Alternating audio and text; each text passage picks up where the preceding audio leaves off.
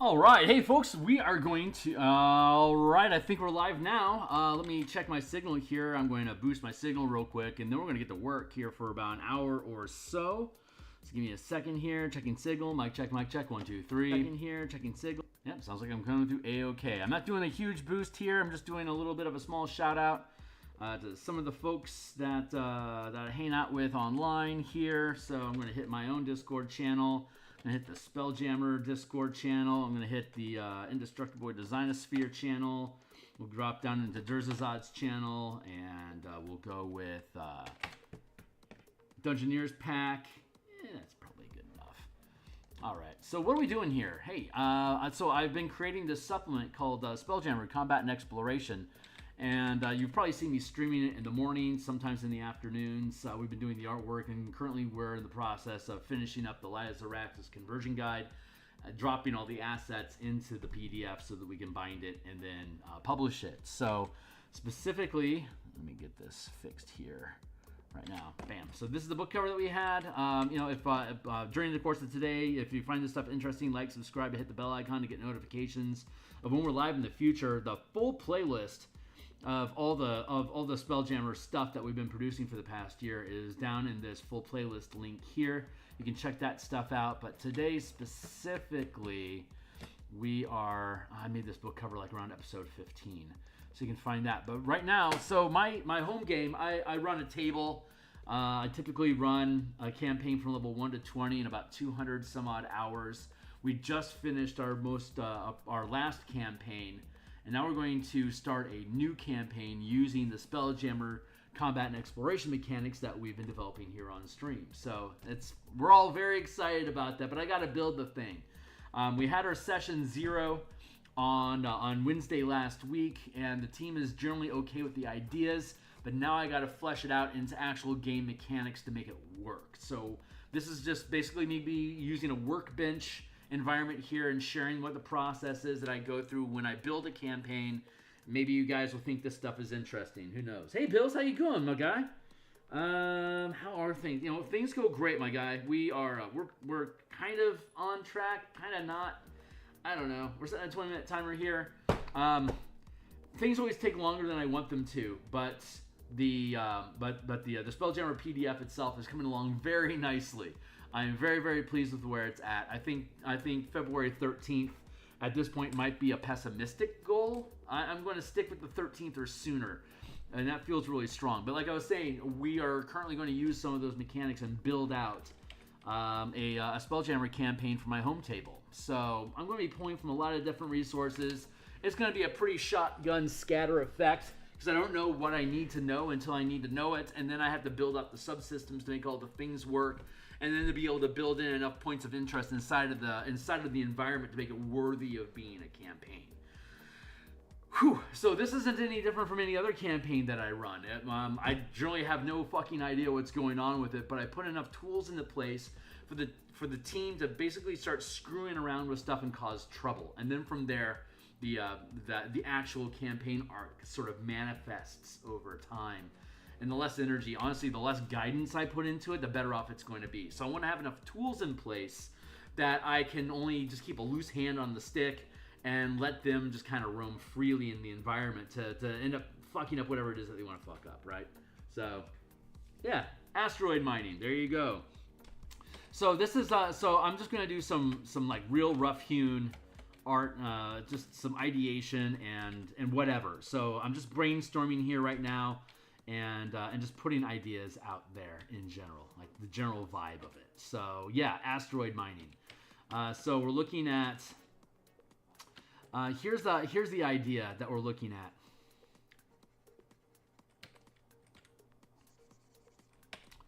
So there's the planet, right? The world that they're on. There. And we'll give them a North Pole there. There you go. My super shitty planet. There it is. It's yeah. And so there's an orbit around the let's do this. Let's do this a little bit more properly. Let's go with this. Let's reduce this size down a touch. This is, like I said, this is going to be pretty haphazard, so hang on tight.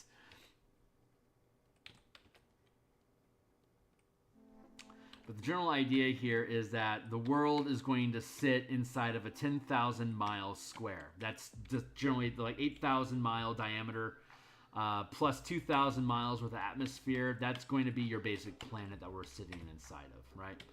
And I'm trying to clumsily make some squares here. So the base unit of measurement that we're going to have in the system as a whole is 10,000. So I'm going to drop this down. I'll build pretty shit later. Right now, I just need to hammer my way through some ideation here to get enough stuff in place. I'll be doing this today and tomorrow, so I have enough content in place to go back to the team on Wednesday and say, here's some of the, here's some follow-up thoughts I had about that. I have basically until March to get this thing up and running before they start performing a mutiny on me for lack of content. So we'll get there, but there's our first shell of, like, to leave the orbit of the planet. You have to move out of the 10,000 mile square that the planet occupies. This is just standard mechanics out of the exploration chapter of the book that we've been designing, and that will be on the DMsGuild mid-February, like in a couple weeks. So there's our base, and then we're going to extend out more of this.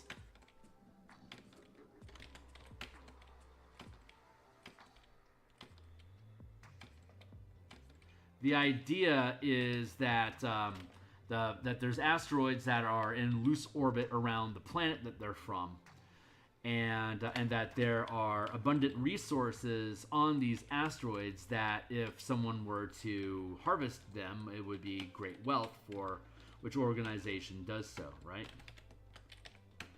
Here, and then here, and then here. So we got a 1, 2, 3. There's a block.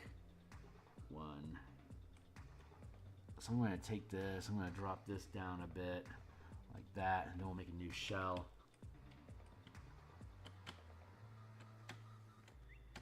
Central square here. Let's see. So we need a central square, and then we need an uninhabited zone. So we're going to have here and here.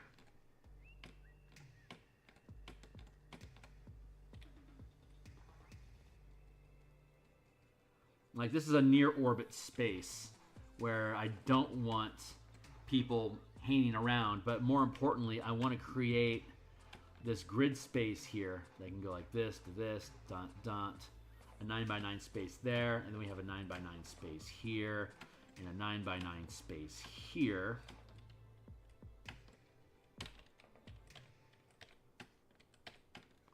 And then a 9x9 space here as well.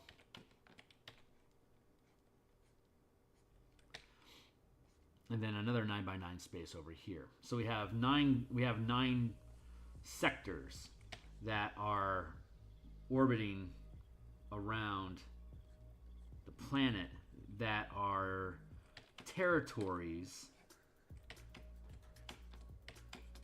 that can be mined here and here. There we go. So that's good enough.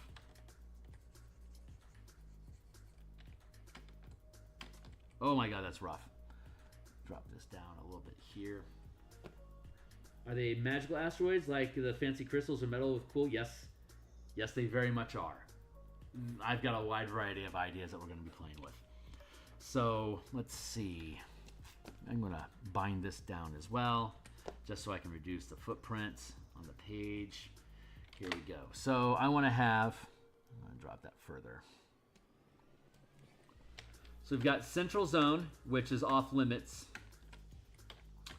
And we have zone 1, zone 2, zone 3, zone 4.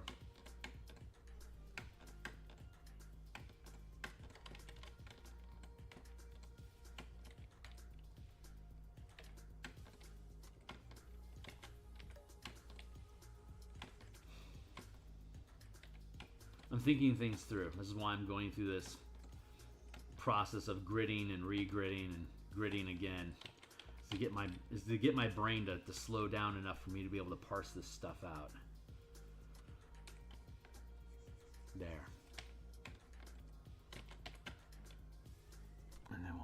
that down a bit. So we're going. So the idea here is let's up that a bit. There. Merge. Okay, so we have fall zone here.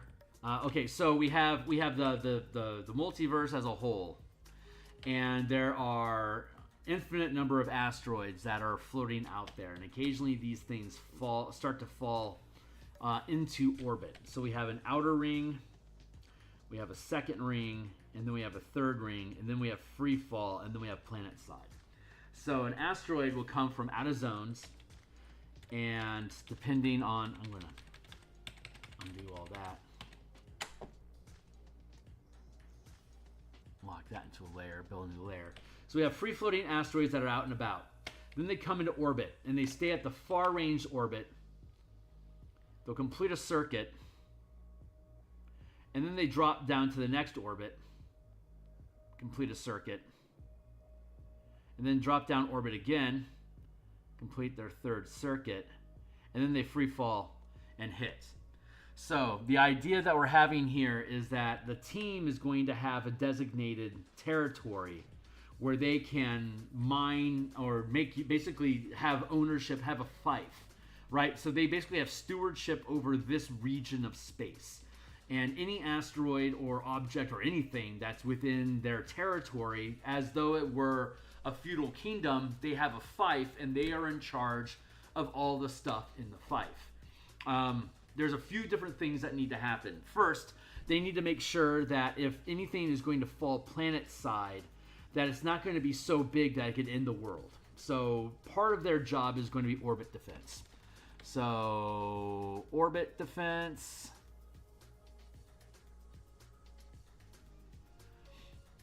I think that's actually their primary function.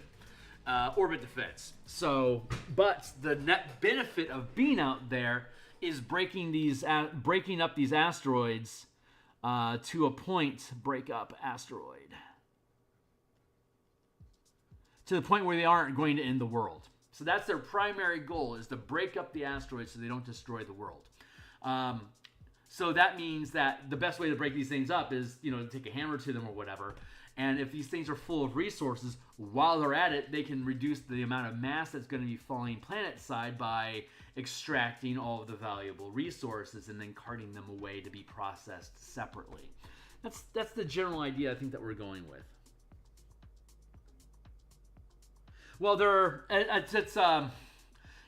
it's not a normal system. It's a closed space. I'm not expecting them to leave the system ever in the campaign. The campaign is specifically centered around the orbit of the planet, within close proximity to it. We're not going to go into the astral space. We're not going to go visit other planets or moons. All the activity is going to be centered around the planet and within reach of the planet. So let's see. Asteroids. How do I want to play this out? I'm using Eberron as my default, as usual. So there's a couple different factions I think I want to establish. It might be better for me to actually ideate this on a notepad. So let me just toss open a notepad here and we can play there as well. So Eberron orbital asteroid mining campaign. So Eberron is famous for the Tears of Sybaris, which is an asteroid belt that rings the planet like a moon. That's just a bunch of psionic crystals. There's a lot of theory that this explains why magic is so potent in Eberron, and why the Redra in Sarlona are capable of performing the dreams, of summoning dream spirits to possess them because of the psionic resonance.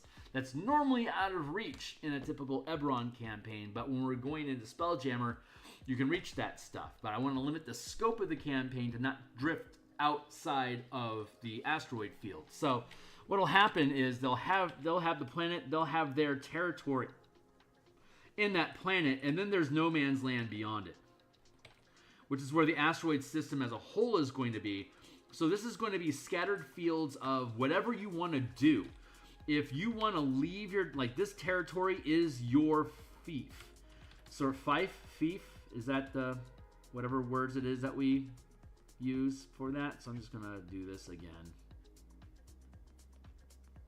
It might not actually be like a three, like each one of these smaller territories might be a fief unto themselves. So that'd actually be 1, 2, 3, 4, 5, 6, 7, 8, 9, 10, 11, 12, 13, 14, 15. That would actually be 16. There would actually be 16 territories that actually surround, that are broken up amongst different communities. And your team is going to have one of these territories. You can leave your territory and go into the far realm. That's what we'll call it. We'll call it the far realm.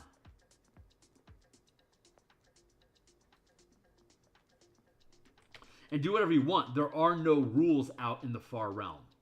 But if you're inside of somebody else's territories, you have to follow their rules. If you go into that territory to mine asteroids or pursue criminals or whatever, technically you're trespassing, and they can violently request that you leave. If you don't, then it's your own fault. I think there might be some sort of tribunal overseeing society sort of thing that maybe has control of low orbit. Maybe that's where we're going to be at. We'll have low orbit here be controlled by the world government, and then they're issuing these rights to, like, these orbital contracts. So we have central world government occupies the 3x3 space surrounding planet. Fiefs are issued as surrounding territories. The far realm beyond the territories is lawless. But this far realm is where all the asteroids are coming from, though.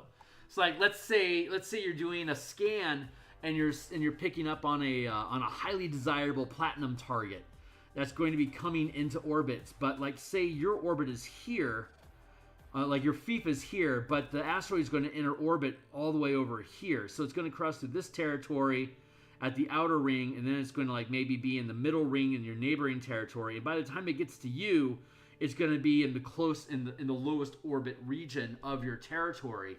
And if there's anything left over, by the time it gets through these first two fiefs, by the time it gets to your territory, there might not be much pickings left if they've already extracted all the wealth off of the asteroid.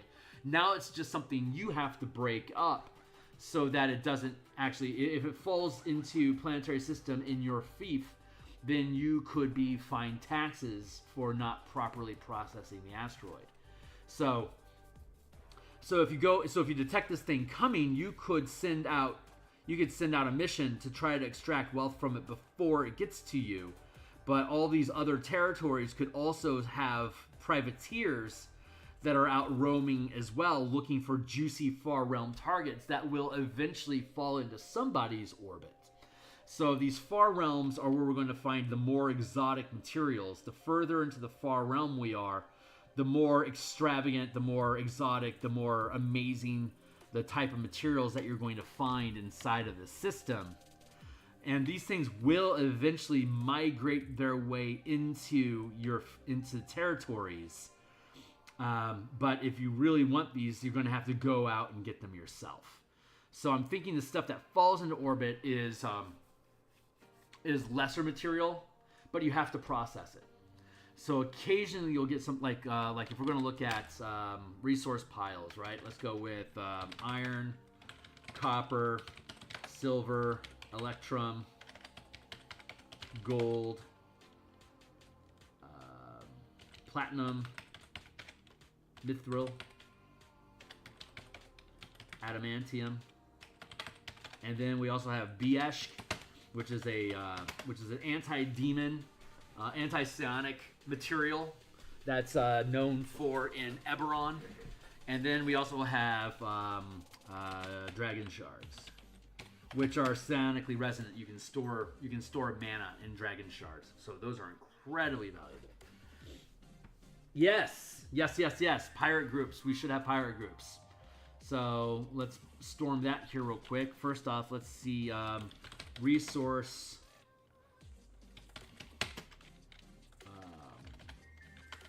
Resources. Rock. No.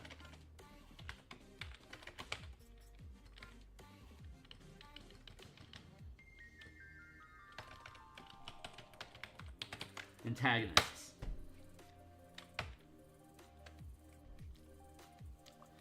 Let's see. How do we want to do this? There's okay. So what I'm thinking is actually let's do it like this. The factions. U equals Warforged, Dwarves, Gnomes.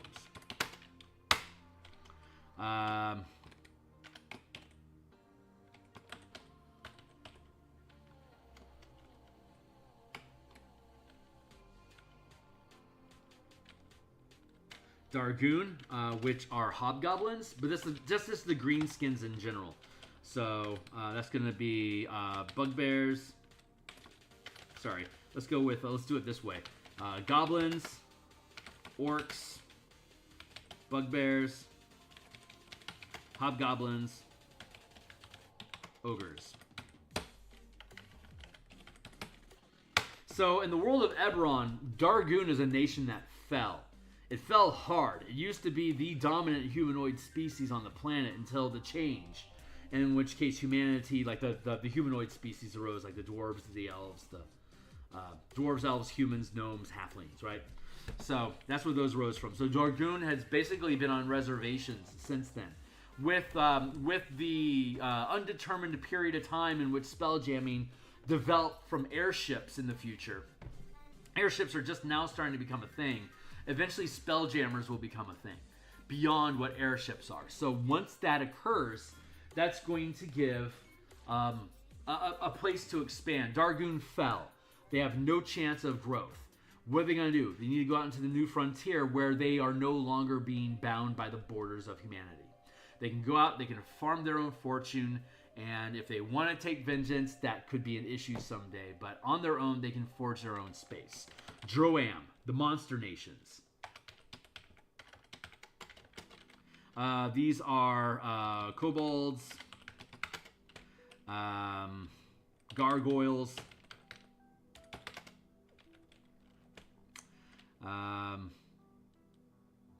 greenskins as well. Let's leave the goblins, orcs, bugbears, hobgoblins, and ogres to the Dargoon. Kobolds, gargoyles, monstrosities, and Medusae are the ruling class. And then we have... So these are going to be major factions. Let's see. Let's go with the...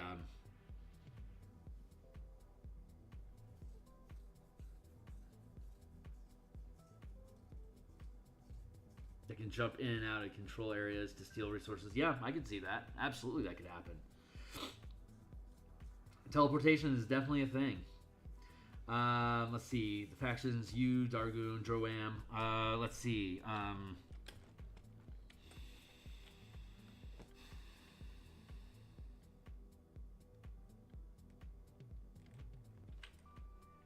I feel like there should be eco-terrorist group, some sort of not gatekeepers per se, but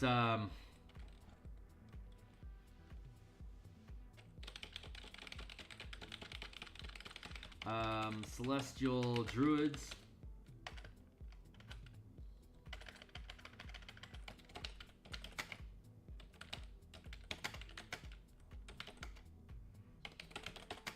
I don't know.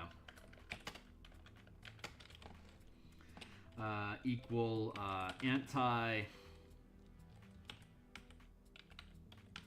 Anti-capitalist eco-terrorists.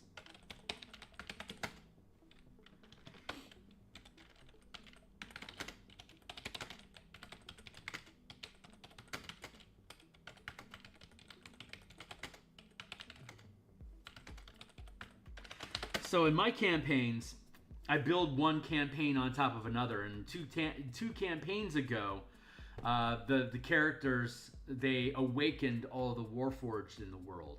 So the big plot point was that the nation of Seer that created, or is it Sire, that created the Warforged with the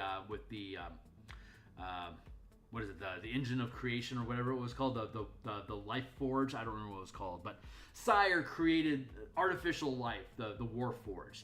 And the big campaign reveal in my campaign discourse was that there was a demon prince that basically the artificers of Sire were Warlocks using artificer infusions as invocations.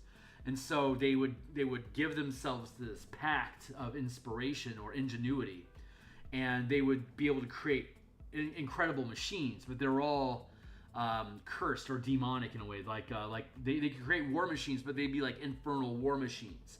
They created the Warforged, but what they didn't know was that the demon was taking the souls of dead warlocks or anybody that was killed by its creations. It would capture their souls and then feed them in to create more Warforged. So all these Warforged were basically encased souls that were being enslaved to the spirit of this demon that was basically the power backer behind Sire's war against Eberron. The plan was for Sire to win, kill everyone, and then the demon would claim all their souls, bond them into machines, and be able to have them manifested as its patrons on the planet.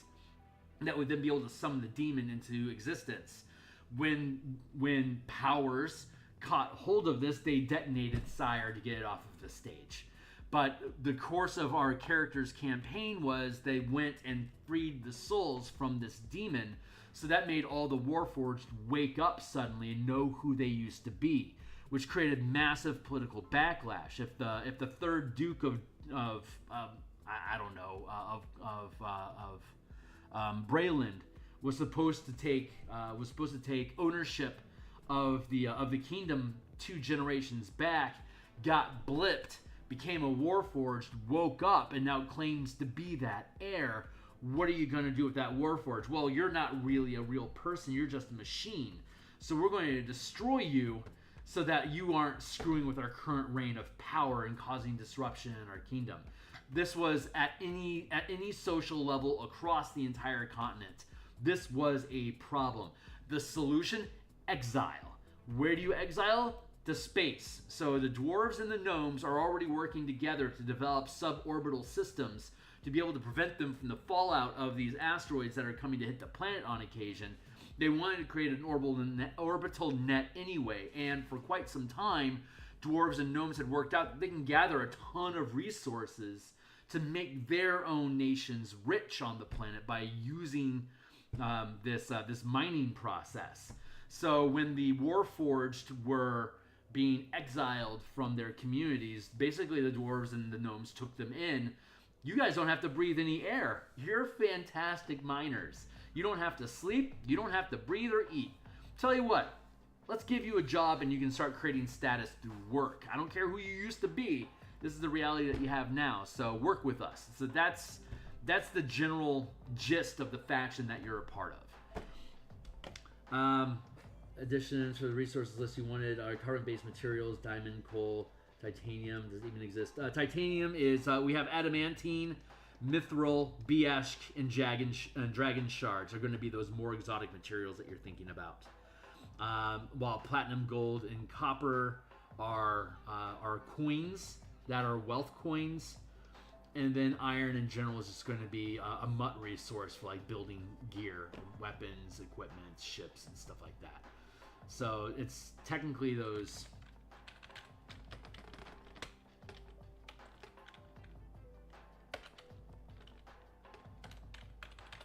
These are your three tiers. The majority of stuff is going to be down here.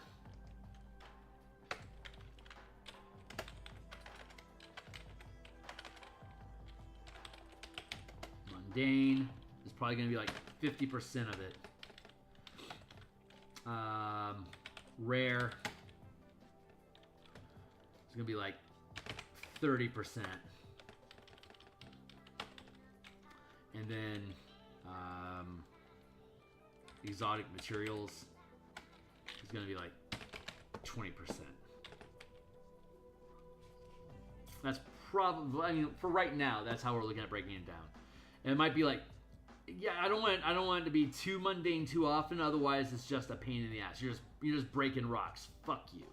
That's a waste. But by rock, less than 50% value.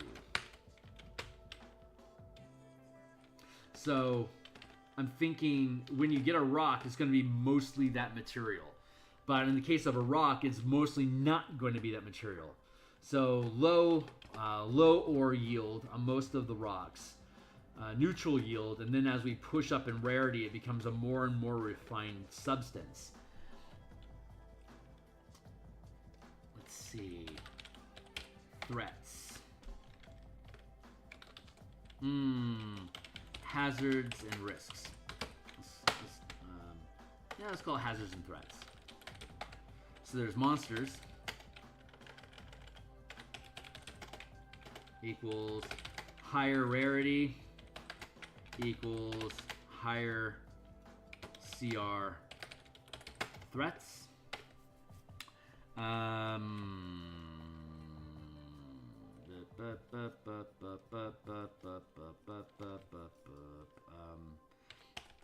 Inner hazards, outer hazards. Let's probably outer hazards first.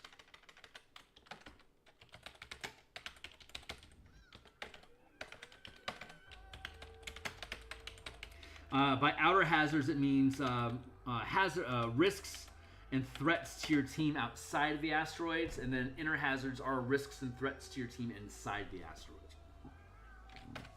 This becomes dungeons.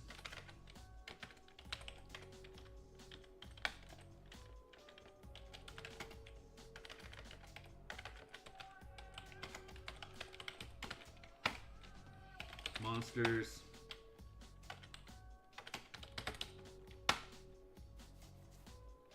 Havens, elemental, rifts. Ah, you're right.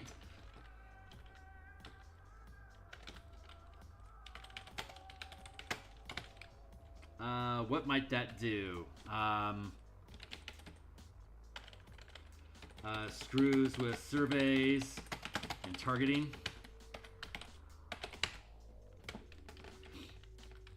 Monsters, hunting territories,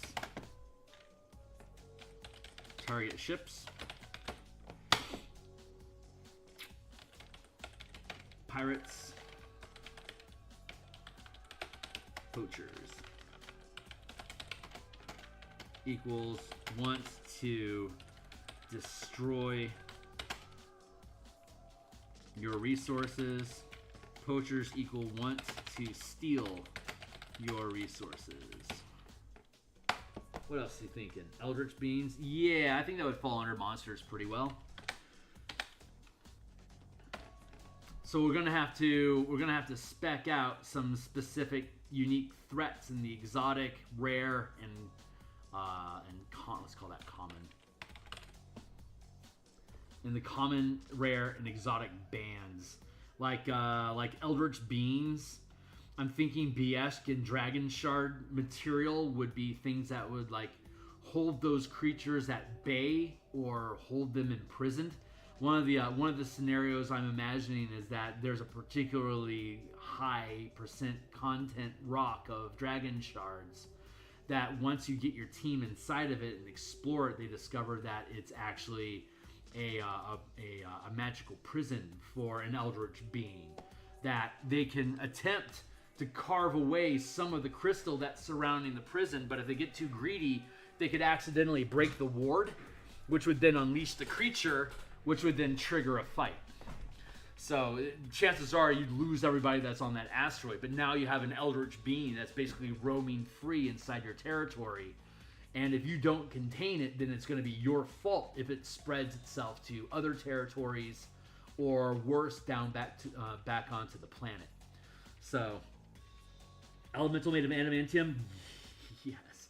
Zorns would not be an unlikely creature to have show up because they like to eat metal, right? So Zorns would be common. So yeah, let's do that.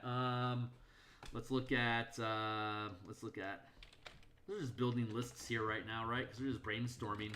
Creatures, Zorn, Earth Elementals.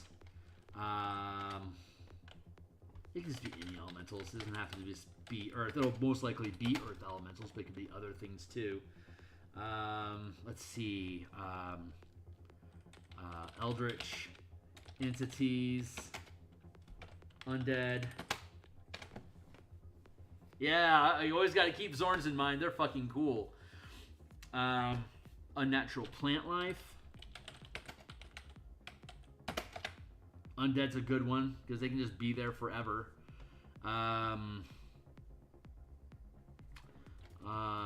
Rogue constructs.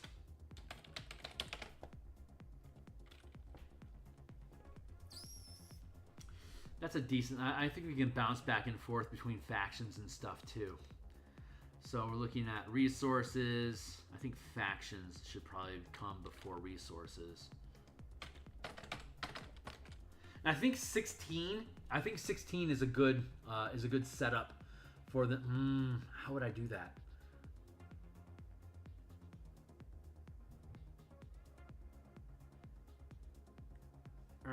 I don't want to break it down too much.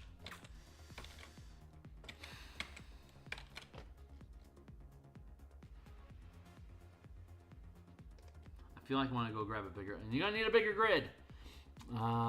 Where can I get a bigger grid from? I think I have a bigger grid here I can grab.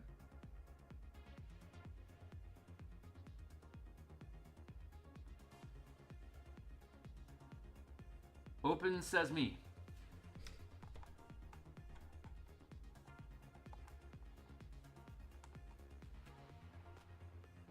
Yeah, definitely.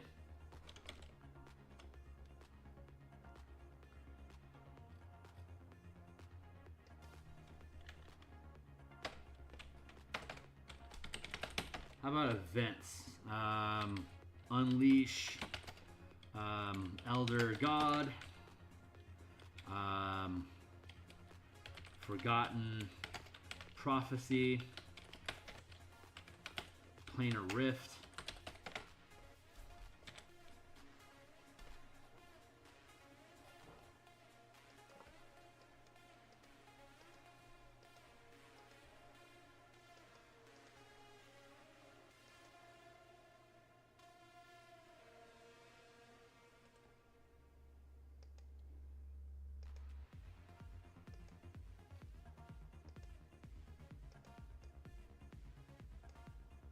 Looking for a grid. Looking for Fassini.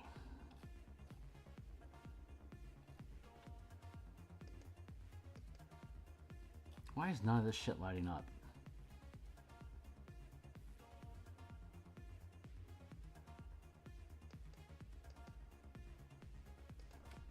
Thank you, because you're all behind the page. That's why. So let's do it like that.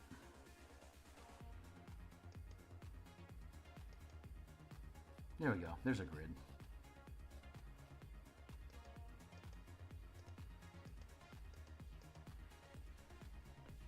Let's duplicate that.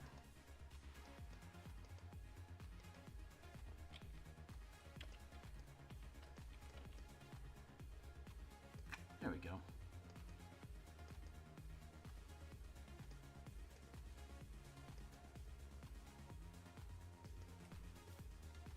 I'm going to save this.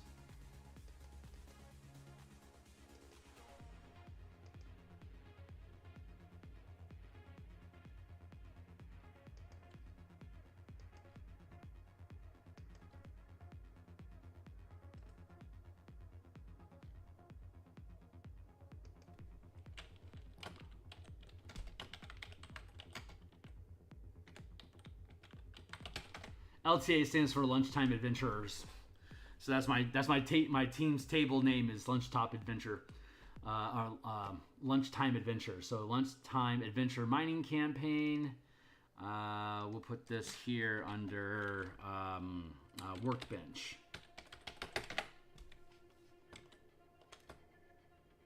File, save as.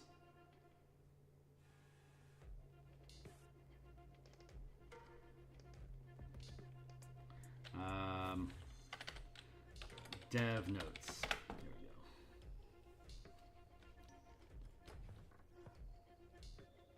There we go. Really. Imagine being a gnome going about your day mining an asteroid like normal, and suddenly you've unleashed the end of the world. If you're just doing your job, what are you supposed to do? Ultimately, that's a management decision. That's a management's problem, though the gnome would probably get laid off. That's true. Okay, so let's see. How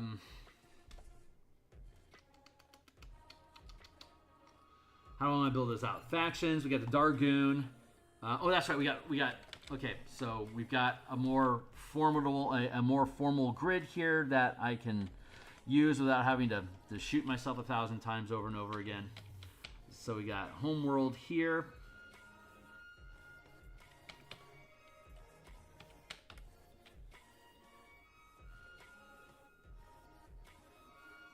Let's take that down a couple notches.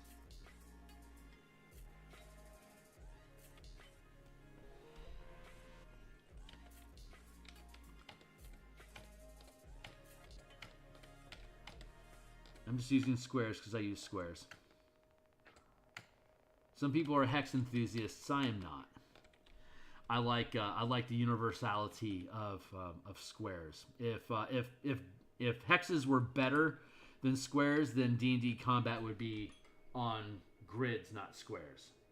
I think the human brain just processes squares easier. That's why they went with it. But I also agree with that fact. So where are we at? I'm streaming for like 20 minutes. 42 shit. Okay, I still got some time. So let's see.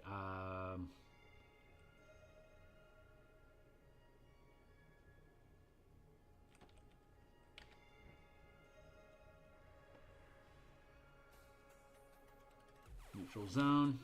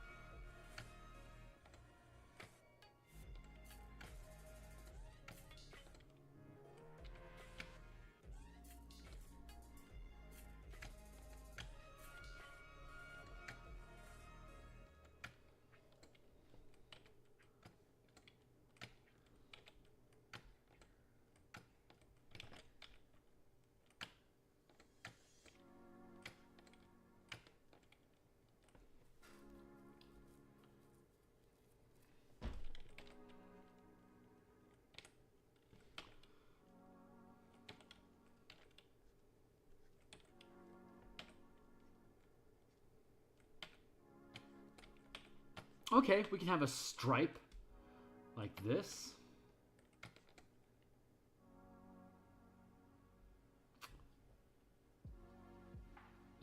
All right. First brain lock occurred. Because if I have stripes like this, those stripes break down when we get to these corners, right?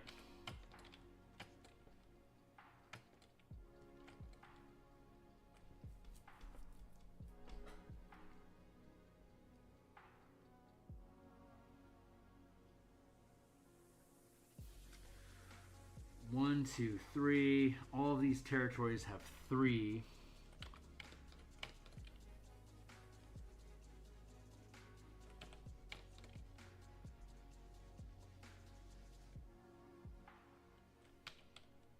10k, 10k, 10k, 10k, 10k. Each square equals 10k. Equals 10,000 miles. We're going to slow the ships down. As written, a Spelljammer ship, a major Spelljammer helm, can fly 10,000 miles per round or 100 million miles per day, which is far greater scale than we actually need for this campaign. For us to make the Outer Realms something that is permanently difficult to traverse, we have to put a severe limit on how much. Oh my God! Look at this. This thing's fucking perfectly sized. Are you kidding me? What a miracle!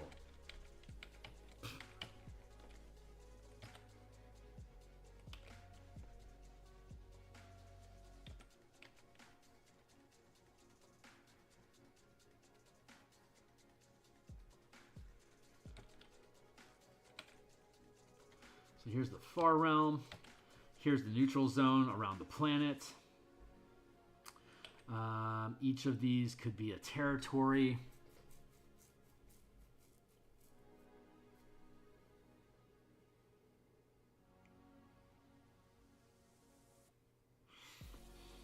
What if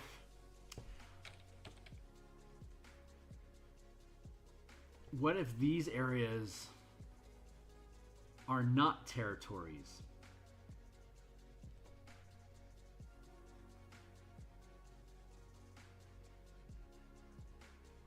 Like this is Dargoon,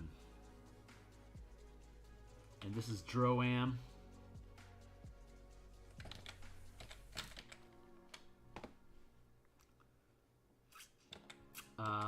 Sarlona.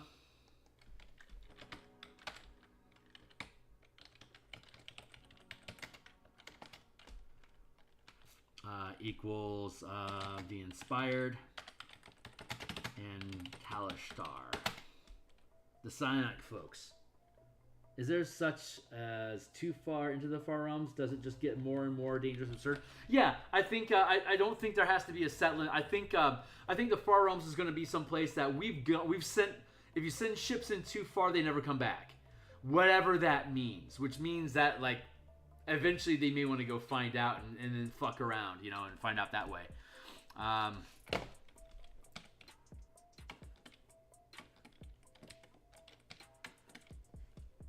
So yeah, the far we're just gonna put, you know, here, there be monsters.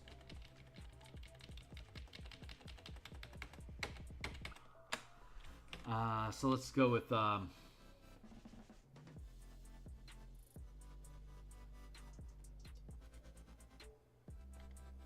Sarlona.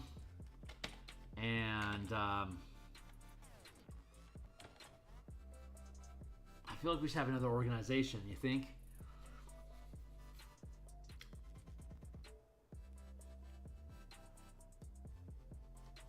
Maybe Avondale. Is that what it's called? What's the we can have an Elven nation. Let's see. Eberron, Elvish nation. What's it called? Aranel. There we go.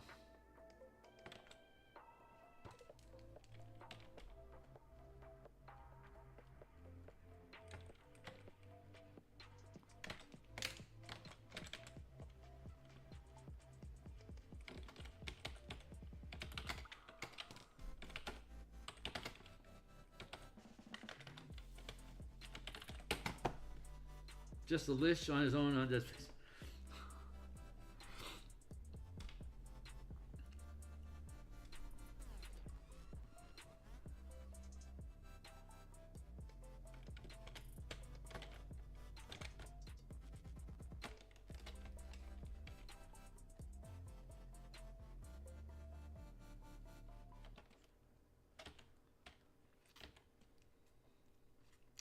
That feels decent.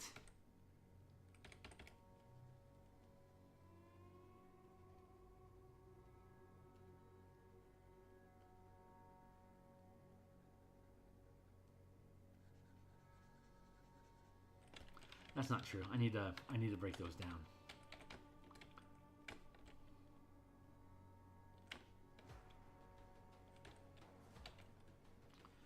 Let's see. So we're gonna have that's 12 zones that we end up happening. And if each one of these is 10K, let's say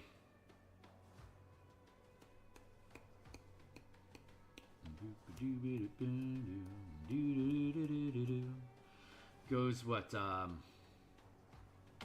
if 10,000 miles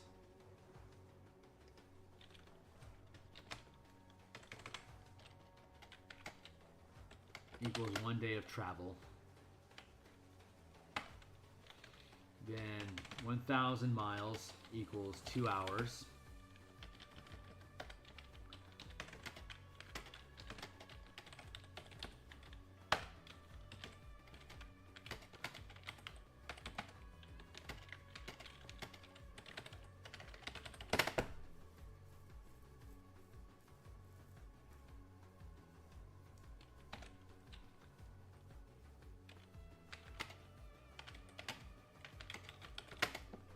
So our maximum speed we'd be able to pull would be 500 feet per round if the maximum distance we can cover per day is 10,000 miles.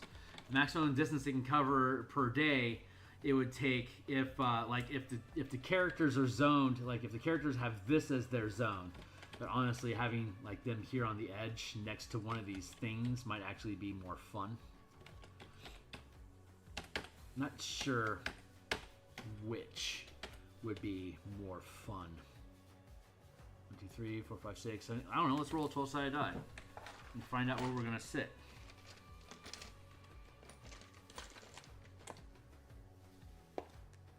I rolled a 7.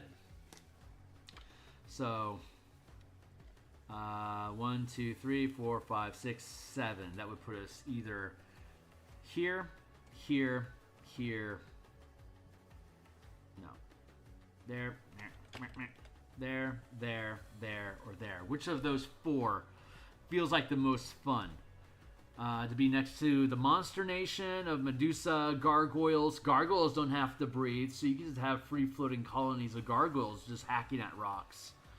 The Sarlona are the Dreamers that are really obsessed with crystals.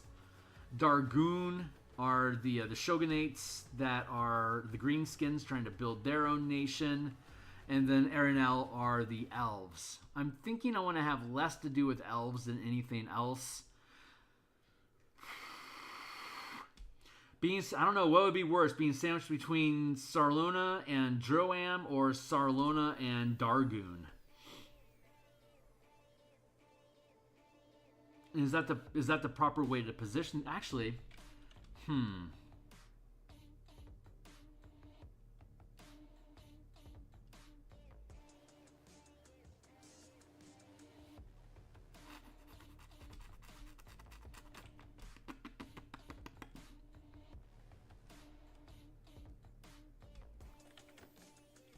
I don't think I need to know that yet, but that space needs to emerge. So when the team gets a territory, they're going to get a slot of 3 territories.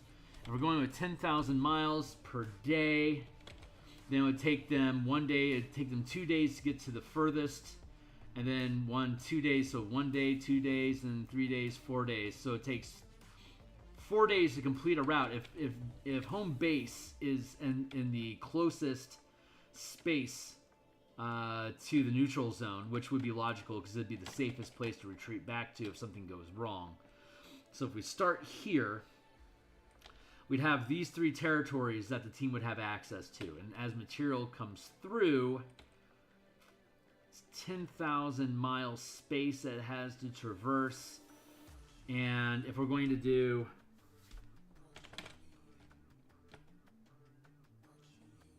if we're going to slow it down,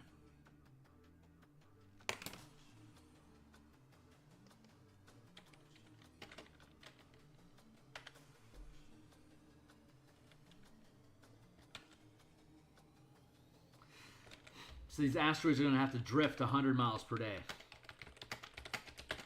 That means that once an asteroid enters, like say this space here, it has 10 days before it can cross this territory before it moves into the next zone. And then it's out of bounds for the characters. So this is their... If this is their territory, they'll have... Yeah, rocks will spend 10 days in each territory, so they can extract whatever it's possible for them to extract during that time. Things that are further out have been picked at less, so they're potentially... So they're more potentially valuable out here because they haven't had time to spiral down and get picked at by all these different organizations as they're crossing through different zones. What happens if one faction stays on an asteroid and just keeps mining it as it travels? Then it's poaching. So if we have people like our guild that are playing by the rules, I'm going to get rid of that and go to here. Sarlona doesn't necessarily have to obey the rules. Droam doesn't necessarily have to obey the rules. Elves probably will obey the rules. Dargoon might obey the rules. Droam probably will not obey the rules. But yeah, if it's not your zone, then you're technically poaching. So these will be hostiles, these will be neutral, and these will be positive. So the Elven Nation, for the most part, will not poach. So they won't come into this territory and they won't go into this territory to overmine. They'll respect the limitations that we have. Dargoon, I think it just depends on whether they think they can get away with it or not. Sarlona, absolutely not. Fuck you. They're going to take your shit. Droam, absolutely not. Fuck you. Take your shit. So where do we want to put the team initially? Maybe we want to put the team in a really shitty hostile spot, so they're in the middle here. Between Sarlona and Droam, that might be a nasty spot.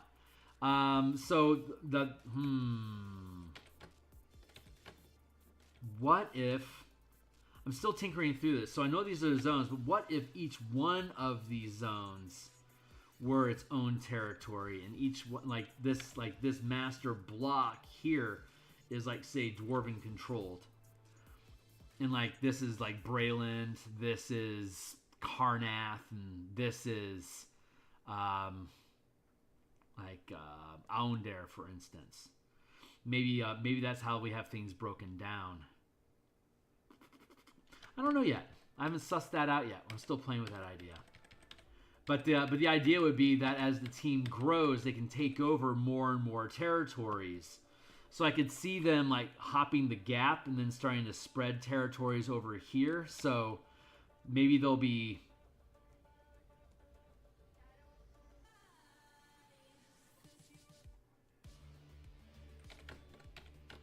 That's interesting. They could pick up other territories to then take ownership of, and have to split their resources between different zones. The original idea was to give them a single strip, so they'd have here, here, and here would all be their territory. And technically as far out as they want to go. I mean, there technically wouldn't be any limit to how far out this could stretch beyond the planet. But again, out here, it's beyond your ability to... realistically, I mean, that's 3 days out. If anything's going wrong out there, it's gonna be a while before anyone's gonna be able to do anything to help you. Yeah, kind of like that. If they're between Droam and the elves, they can experience the goods and the bads. You're right, they could. But if I have this single strip, yeah, okay, so it takes 10 days to cross from one to another. I was thinking about them having like here, here, and here, but if instead they had 3 blocks and they were like stuck in like low orbit, then they'd be able to have both Droam and Arenel as neighbors that they would be able to contend with. Like their territory would be technically here Well, that's an interesting idea. Maybe they can buy up stakes. So I could have, like, we could start them with like a territory like this. They have like four plots of land that they have control over. Here's their central seat where they do their like refinery and have all their resources and stuff. Like, this is their home base. But they've been able to secure this area here, and this area here. And maybe they're attempting to secure these areas, but haven't. So those are areas that they have immediately room for growth in, which means that Droam would be coming in and poaching here and across here, while Arenal would mostly be leaving this alone, though they may have some fudge line as they cross across. If you don't have the resources, maybe they could negotiate that we allow them to poach at this area if the team doesn't have the resources to deal something with it. Like, in exchange, they'll provide troops to help like patrol the far realm edge. Maybe, I don't know about that. I kind of like that idea though, of them having and then as they accumulate power, they can start grabbing more territories. But if the territory, and you can always connect territories and neutral zones by crossing through here or like to here. 1 day, 2 days. Like, I could, like, in 2 days I could get to here. 1 day, 2 days, 3 days, 4 days here. Yeah, I could. We could start building zones like that. That's actually a really good call, Bill. Thank you.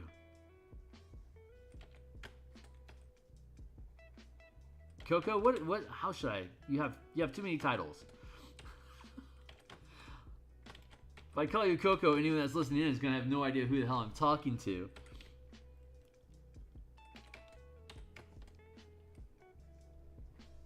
I like that idea, though.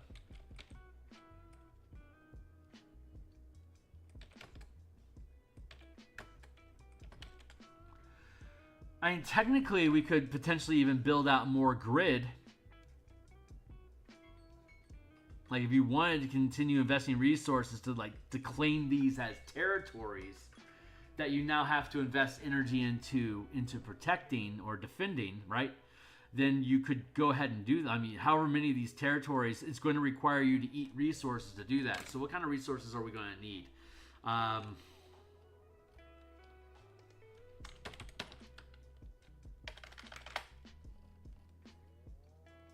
got another 20 minutes, and then I'm done for the day. But we'll be back tomorrow to do more of this. 1 mile.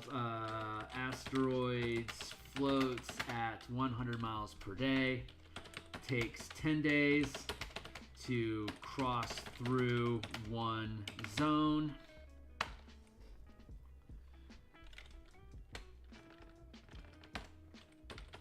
Ships move 10k miles per day.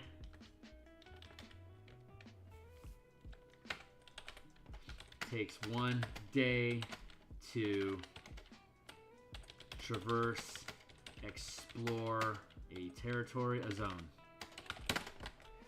So the idea is that however many zones you control, you have to first invest resources in doing a survey of what material is in that zone for you to decide which zone do you want to focus your attention on.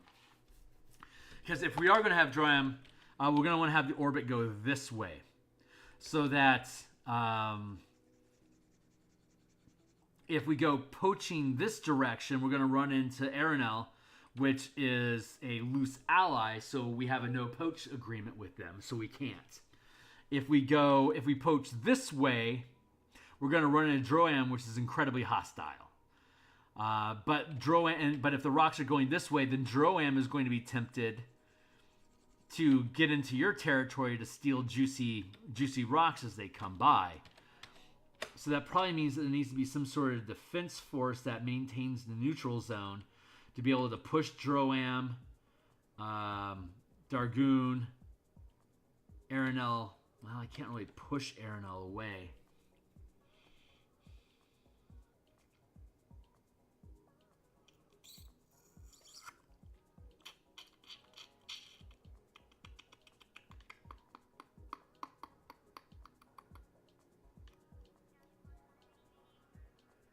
thinking things through.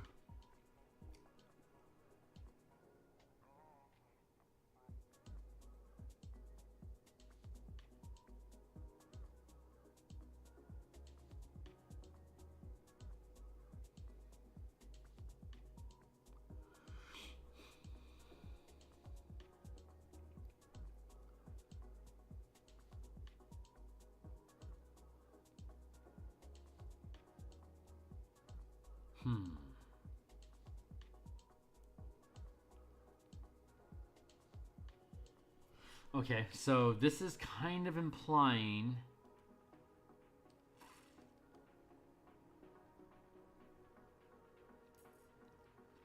that there's like a there's a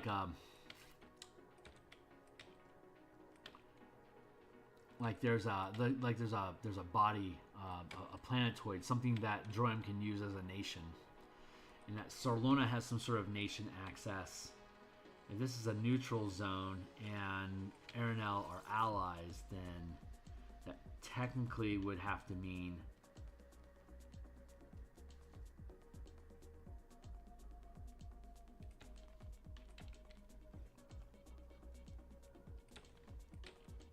maybe Aranel has a territory like this.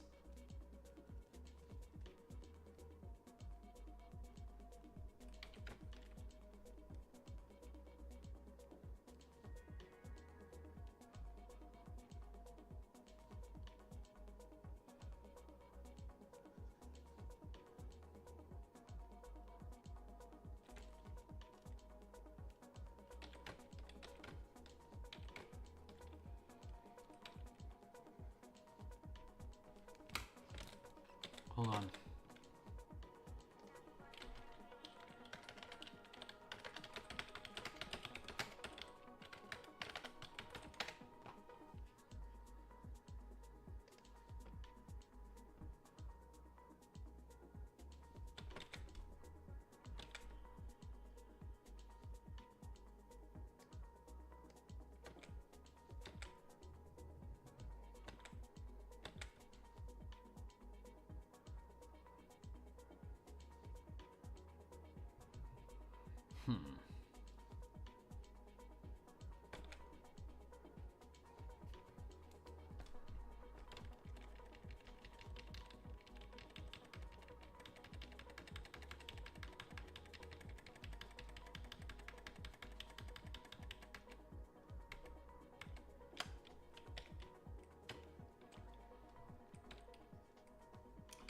Is this too gamified? Maybe not.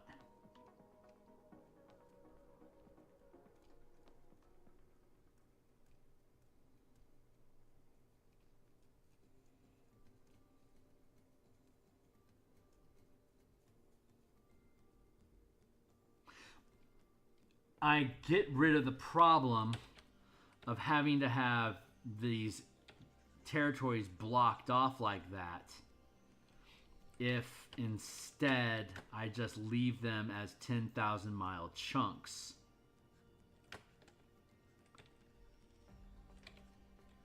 That the team would be able to spread to get to anywhere.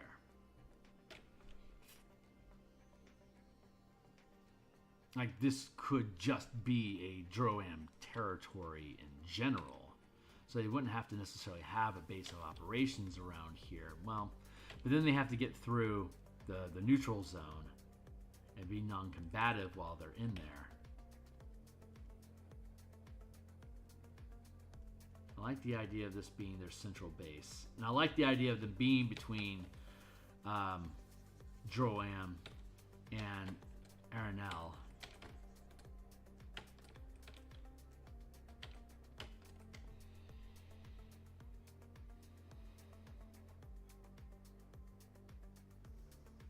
I could have more exotic shapes other than what we have there. It doesn't necessarily just have to be a block.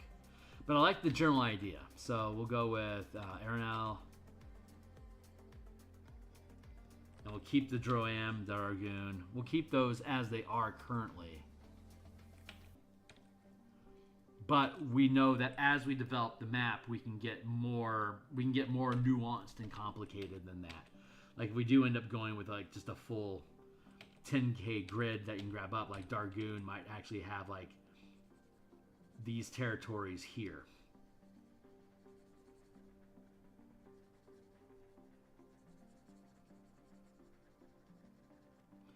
And like Sarlona might only be like here.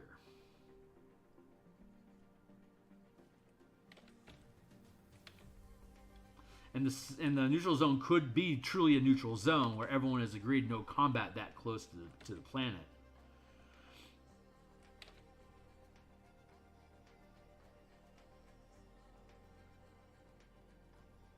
So if you are attacked while in the neutral zone, you have rights to marshal an offense against whomever it is that is attacking you if you can prove it, if you have evidence.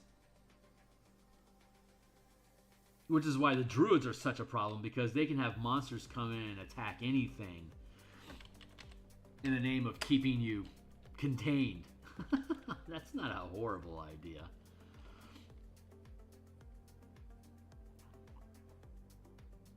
So far, I like this. I think this is working out. So I'm thinking I want to give the team four territories to begin with. They'll have their central spot, and then yeah, that makes sense. One, 2, 3, and then yeah, let's go with this neutral one in the middle. So they'll have 4 territories to start with.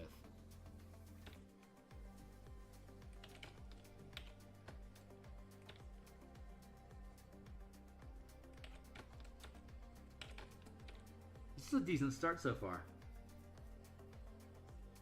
Yeah, exactly. And as they gain power, we'll work on resources on tomorrow when we come back. I got to go here in a minute, as they expand their resources, they can take ownership of larger and larger regions, larger territories.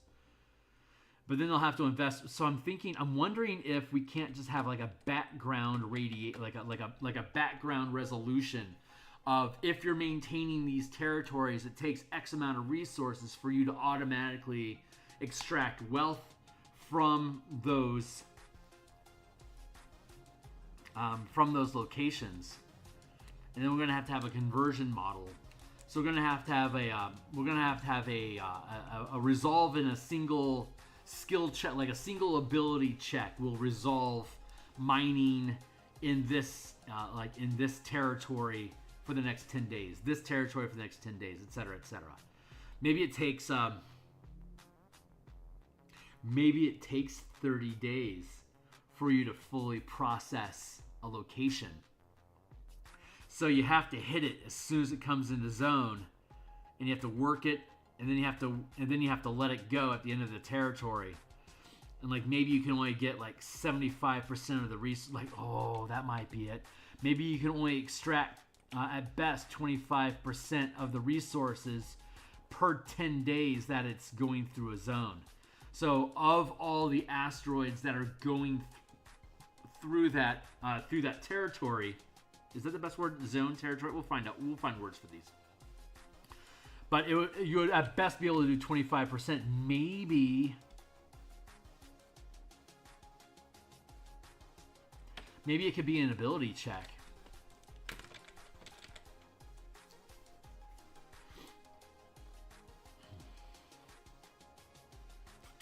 Like extracting resources equals 10-day activity. It would be a extraction resource roll, which equals a crew task check. The team is going to be first rank D20 plus 1d4 plus 1. Second equals, third equals, fourth equals, and then fifth is the top rank.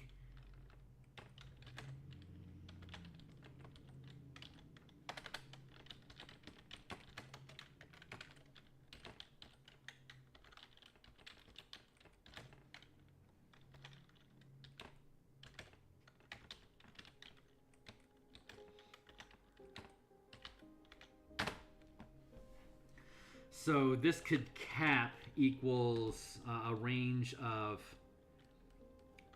7 to 37.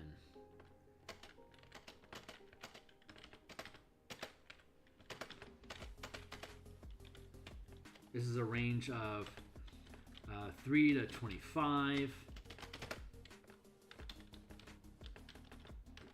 This is a range of 4 to 28, 5, 6.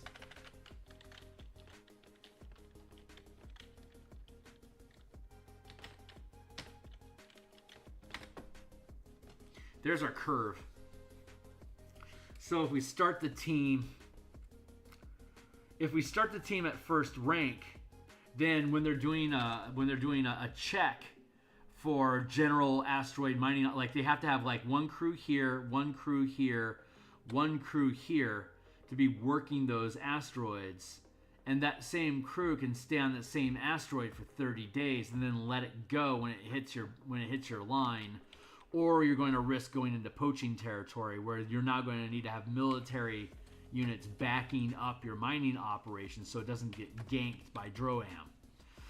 So you only need to have, if you have 9 mining crews, you can have them working each station. If you only have 3 mining crews, they can work the same line for the entire month, but then they got to go back to the front of the line and start working their way through again. So they'll have to invest, and we have resource points, but I won't go into them because I'm almost out of time. But I'm just trying to suss this stuff out. They have to invest points to get higher ranks, and then they have to invest in each mining crew with a certain amount of ranks each. So you have to have, like if you have a 3rd rank crew, that team might be assigned to this zone. So your 3rd rank is working this zone alone, and then like maybe you only have 2 other working crews you only have enough resources to invest in them being 2nd rank crews. So maybe you put them here and like here, for instance. That's where you put your 3. You put your 3rd rank here. You put a 2nd rank and a 2nd rank. So when you do your check for the 10 days that they're there, your 3rd rank is going to roll D20 plus D8 plus 3, and if you can cap at 25%. Or maybe there's no cap. Maybe we don't have any cap at all. But this can directly translate into a percentage. So you'll be able to. Yeah, that's not a bad idea. Yeah, you can resolve a number of resources equal to a percent of resources equal to the result of your mining die roll or your mining check. So if you have a 4th rank crew in 1 month could potentially process any single square up to 100%, but it's unlikely that you will. Even a 5th rank crew is unlikely to be able to fully resource, and by that means it's like completely clears out that strip of like anything is completely cached. Nothing is left. And any percent of stuff that's left gets moved on to the next zone. And then as more asteroids fall into orbit, they'll mix with that zone. So if you only have like, say, if this one's been mined out to like 15 down to 15% of resources left, and you've got like something here that's 35%, and when everything updates after 10 days, maybe these 2 things combine, and this now becomes a zone that has between this and this, it has 50% of its resources between those 2. So this one's empty and this one's empty, but this one is now 50. And until more rocks fall into orbit, you won't know what the territory is going to be. You don't have eyes on Aeronels. That's a good idea. These corner zones, you don't have eyes on what's coming into orbit outside of your own zone unless you're specifically sending scouts out to explore other territories so that you can get a fix on what's coming in. And if Aeronel is our allies upstream from us, they can give us reports about what's coming in because we have a friendly relationship with them. That actually works out really well. So our allies are providing us future information about here's stuff that's coming through that we didn't have time. Like there may have been a platinum rock, a copper rock, and like I don't know, just like a low yield carbon. They ignored the carbon. It's like, hey, you got a bunch of carbon coming in your way. You're going to need to deal something with it. We picked at it a little bit, but they completely cleaned out the platinum and they cleaned out half the copper. So like you got some copper coming in, and you have carbon coming in. So there you go. And that's what you can expect to see in these zones in the next 20 days, for instance. That would be a really friendly way for us to be able to work instead of like Arcane doing scrying to find out what the rocks are. You could lean instead into negotiations as your focus, so that you get other people to tell you information that they gathered, or you could be working both of them. So there's 6 different industries that you can divide tasks like this between, and the number of resources that you spend in each industry will determine how high of a die roll it is that you have when you're making a relevant roll. So like if we're going with a production industry for extracting resources, you might want to put and we'll have a cap. So like maybe your cap is 3rd rank. So you could put a shitload of resources into purchasing a 3rd rank mining crew that will be able to yield better results for you, but like maybe that doesn't leave you with enough resources to have a strong military. Right? So at first they're going to have to pick and choose how they allocate their resources every season. Yeah, I think that makes sense. All right, I think I'm out of time for today, and that's a good place. Yeah, I'm out of time. So that's a good place for us to stop today. I think I like this. This is a decent start. I'll save that there, save that there. These zones are good because you won't know what's happening in these zones. And as you outreach, you could purchase here, or you could, and like we could have a risk like this, like the reason why it cuts off here and this becomes the Far Realms, because maybe it becomes incredibly difficult beyond this line. Like mining out here is dangerous, but there'll be more high yield worth stuff out there. And as it floats closer and closer to the planet, it gets mined more and more. So it's easier for you to defend things that are closer to the neutral zone, but it's also likely to have been picked over more often, so there's less valuables to yield from them. There's a lot of moving pieces here, but I think I can figure it out. If I was a computer, I'd be able to just build algorithms to run randomizers to suss all this shit out. But knowing how to break it down into individual percentile tables or die roll tables, I think that's going to serve us really well.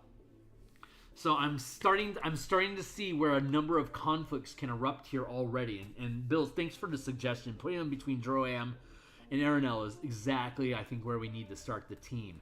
But as they continue to grow in power, they might flesh out this entire region by buying up or merging with different mining operations to then eventually want to expand out to other territories, until maybe the team has all 36 of these territories, but they still have to fight Droam, they still have to deal with Sarlona, they still have to deal with Dargoon, and they still have to deal with the elves, and they have to deal with the druids beyond, and any monsters. So even if they take control of all the recognized territories, they can still expand further out into the Far Realms, or try to create a military front to take over Droam or Dargoon.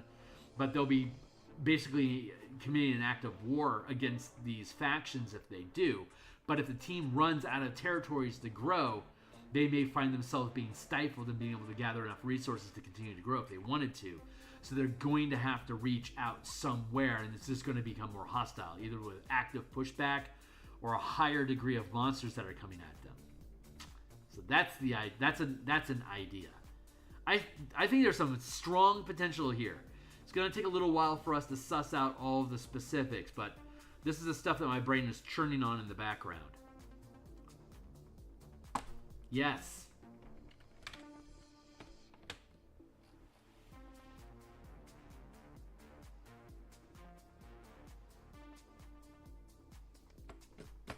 $10,000 miles per day is pretty slow, but it still caps at the 500-foot movement speed that we want. For the normal combat that we depict in the Spelljammer system, 500 feet is the largest size square that we can conduct combat with each other with the level of technology that we have in the fantasy setting that is Spelljammer. So this actually works out pretty well, even though it's incredibly slow compared to what other Spelljammer ships out of the box can do. But this is a hell of a lot faster than what airships on the surface of the planet can do currently with current eberron. Current eberron has them doing about 100 miles per hour. Or 50 miles per hour, or 100 miles per 2 hours. Which means that at most they could go 1,000 miles per day. Which is a tenth of the speed that the Spelljammer ships, that these orbital ships can do. So that feels fair. And as future moves on, they're able to develop faster and faster ships. We could potentially see the campaign push further and further into the far realms until they get to a point where they're able to achieve 100 million miles per day, at which point they could escape the sphere and get into a larger planar campaign like a normal Spelljammer game would be.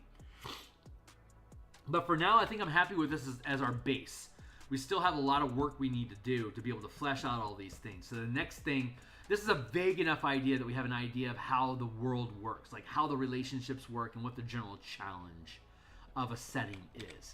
So the next thing we want to do is tomorrow we're going to come back and we're going to start building out industries and resources and what different die rolls you can make with each industry, how much resources you need to make things work in a specific industry, and how we can gather those resources. I don't assume we'll be able to have all that sussed out tomorrow, but there should be enough meat there for when I meet the group on Wednesday. I can come back with these general ideas so that they can start getting an idea of what their conflicts are going to feel like and how much resources they'll have and how they can allocate those resources. So they're going to have a lot of pain points until they can accumulate enough power to be able to bolster those different industries to have more resources available on the fly. But each one of these squares, each one of these zones is going to consume resources to be able to have in your territory.